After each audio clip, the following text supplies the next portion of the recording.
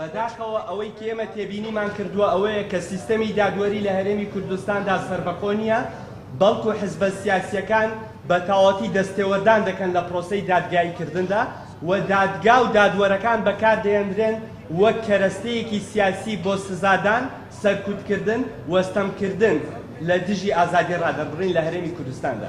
حکوومەت بەگشتی دادگا بەکاردەهێنێ بۆ سەرکوتکردن و ستەمکردن لە ئازادی ڕادەربڕین و ئازادی کاری میدیایی. نێچیروان بارزانی و بەرپرسانی تری حکوومەتی هەرێم ئاماژەیان بەوە کردووە کە سیستەمی دادوەری لە هەرێمی کوردستاندا سەربەخۆیە، بەڵام ئومێد بەروشکی لە نیوە شەودا لە ماڵەکەی خۆیدا ڕفێندرا. دواتر ئاماژە بەوە کرا کە بە بڕیاری مەسرور بارزانی ئازاد کراوە، کەواتە کە بڕیاری ئازادکردن بەدەست مەسرور بارزانی بێ، بڕیاری دەستگیرکردنیش بەدەست مەسرور بارزانیە. چۆن ئێمە دەتوانین بڵێن سیستەمێکی دادوەری سەربەخۆ لە هەرێمی کوردستاندا ئامادەیی هەیە؟ ڕۆژنامەوانان و چالاکوانان بە ئامانجگیراون، ئازادی ڕادەربڕین بە ئامانجگیراوە.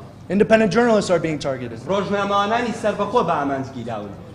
هەرێمی کوردستانی عێراق هەرێمێکی سەلامەت نییە بۆ ڕۆژنامەوانان و چالاکوانان کە بتوانن بە ئازادی قسەی خۆیان بکەن. ئێمە وەک تیمی کوردستانی عێراقی CPT ئاگادارین کە بە تەنها لە 6 مانگی ڕابردوودا بەلایەنی کەمەوە 9 ڕۆژنامەنووسی سەربەخۆ هەرێمی کوردستانیان بەجێهێشتووە بەهۆی ئەو هەڕەشانەی کە لەسەر خۆیان و خانەوادەکانیان هەیە. سیستەمی دادوەری لە هەرێمی کوردستاندا بە تەواوەتیش